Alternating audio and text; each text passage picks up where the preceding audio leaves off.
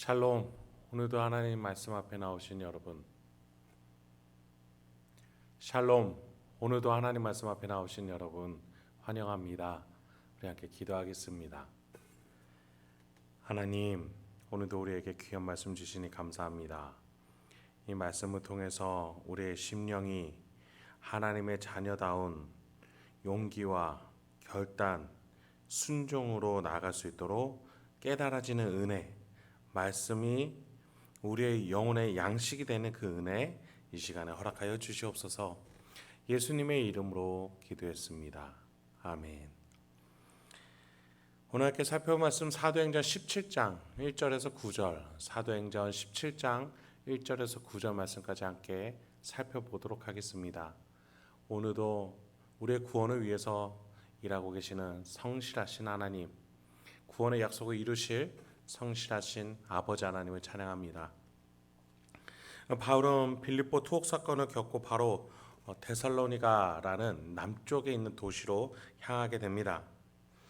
항소를 하기 위해서 로마로 가기보다는 억울하더라도 감옥에 있으면서 빌립보에 머물고자 했던 그였죠. 옥에서 풀려날 때에는 일부러 상관들에게 자신의 무고함을 따져서 자신이 빌립보를 떠날 때 남은 신자들의 신앙 생활의 안위를 보호하고자 했던 바울이었습니다. 바울에게 가장 중요했던 건 자기 자신이 아니라 복음의 확장과 또 복음을 받아들인 신자였습니다. 그런 그가 이제 데살로니가라는 새로운 도시로 나가게 됩니다. 이곳에서도 그는 환난을 만나게 됩니다. 빌립보에서처럼 이곳에서도 어떻게 하나님 그의 사역을 인도해 가시는지, 이 마게도냐 큰 반도에 하나님이 부르셨는데 어떻게 그를 인도하시는지 한번 보도록 하죠. 1절부터 4절입니다. 그들이 암비볼리와 아볼로니아로 다녀가 데살로니가에 이르니 거기 유대인의 회당이 있는지라. 바울이 자기의 관례대로 그들에게로 들어가서 새 안식일에 성경을 가지고 강론하며 뜻을 풀어 그리스도가 해를 받고 죽은 자 가운데서 다시 살아나야 할 것을 증언하고 이르되, 내가 너희에게 전하는 이 예수가 곧 그리스도라 하니 그 중에 어떤 사람 곧 경건한 헬라인의 큰 무리와 적지 않은 귀부인도 권함을 받고 바울과 실라를 따르나. 빌립보에서 남쪽으로 내려왔죠. 빌립보에 이어서 큰 도시인 데살로니가로 나아가게 됐습니다. 그러나 거기에서도 유대인의 회당으로 나아가는 바울입니다. 2절에 보니까 자기의 관례대로, 자신의 습관대로라는 뜻이에요. 그간 해온 대로 안식일마다 예배당에 나아가는 것이죠. 데살로니가에서도 회당장을 찾고자 했던 겁니다. 빌립보에서는 회당이 없으니, 즉 예배당이 없으니 강가로 갔죠. 사람들이 모인 곳으로 말이죠. 그리고 거기에서 그는 루디아라는 동역자를 발굴해냈습니다.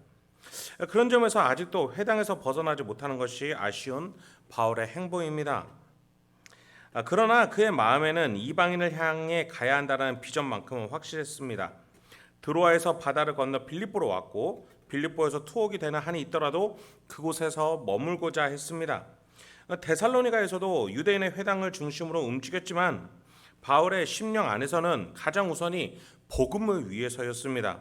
그 결과로 4절에서 보니까 열매로 얻게 된 신자들의 첫 번째 무리로서 경건한 이방인들, 그들이었음을 밝히게 됩니다. 여기서 우리는 두 가지의 사실을 확인하게 됩니다. 첫 번째는 그리스도 신앙은 분명히 사람을 변화시킨다는 것이었습니다. 바울 자신이 경험한 바였죠. 그 변화는 하나님의 말씀으로 이루어졌고 그 말씀을 해설함으로써 그 변화를 이끌었습니다. 그리고 그 해설의 중심에는 역시나 예수 그리스도가 있었습니다. 영혼을 변화시키고 영혼을 자유케 하는 이 말씀과 예수 그리스도, 그것으로 바울은 동일하게 사역하고 있습니다. 두 번째로 바울은 분명하게 자신의 사역이 이방인의 사역임을 확인하게 됩니다. 유대인의 회당에서 사역했으나 가장 큰 반응을 보인 것은 이방인, 경건한 헬라인들이었습니다.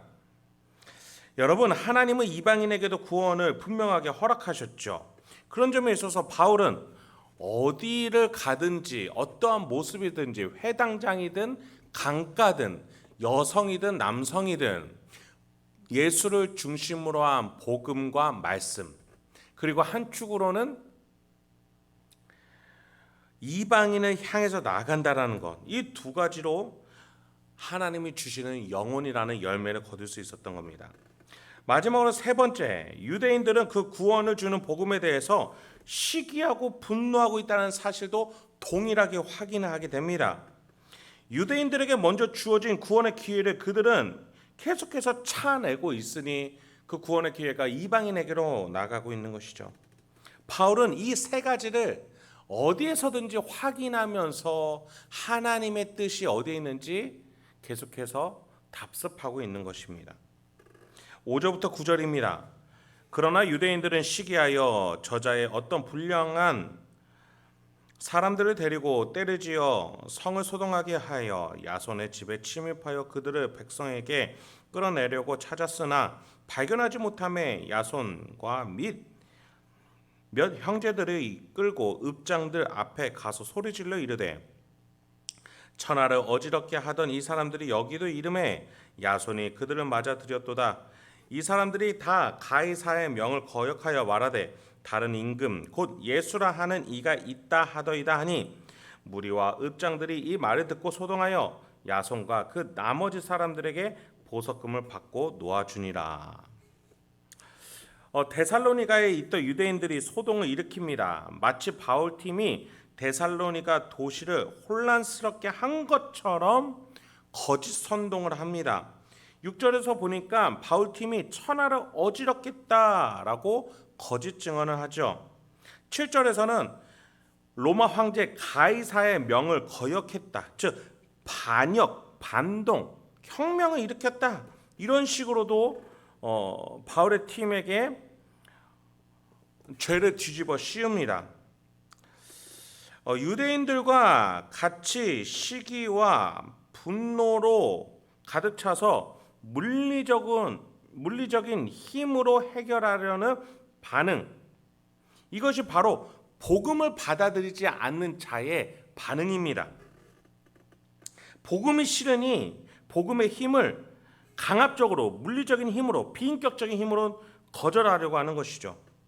6절과 같이 읍장들에게 달려가 정치적 권한으로 억누르려고 했던 겁니다. 바울 팀을 그렇게 억누르려 했는데 찾지를 못하니까 바울 팀을 영접했던 야손이라는 자를 무력으로 끌고 나와 재판받기까지 하죠. 복음을 받아들이지 않는 자는 이렇게 무력으로 정치적인 힘으로 억누르려고 합니다. 두 번째, 복음을 받아들이지 않는 자들의 반응. 이 데살로니가 도시의 읍장들에게서 나타납니다. 그들은 무관심입니다. 그들의 관심은 오로지 무리들을 조용하게 잠재우는 것이었습니다.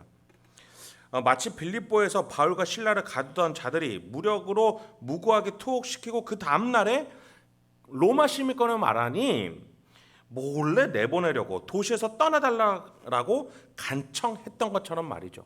그들에게 복음은 중요치 않아요. 지금 나에게 주어진 정치적인 권한과 이 영역을 지켜내는 것만이 가장 중요했던 겁니다.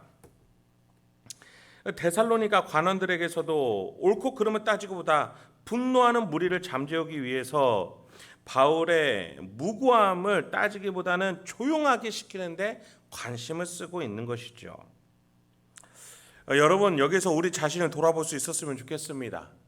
예수 그리스도께서 이 땅 가운데 오심으로써 영적 세계는 뒤집어졌습니다.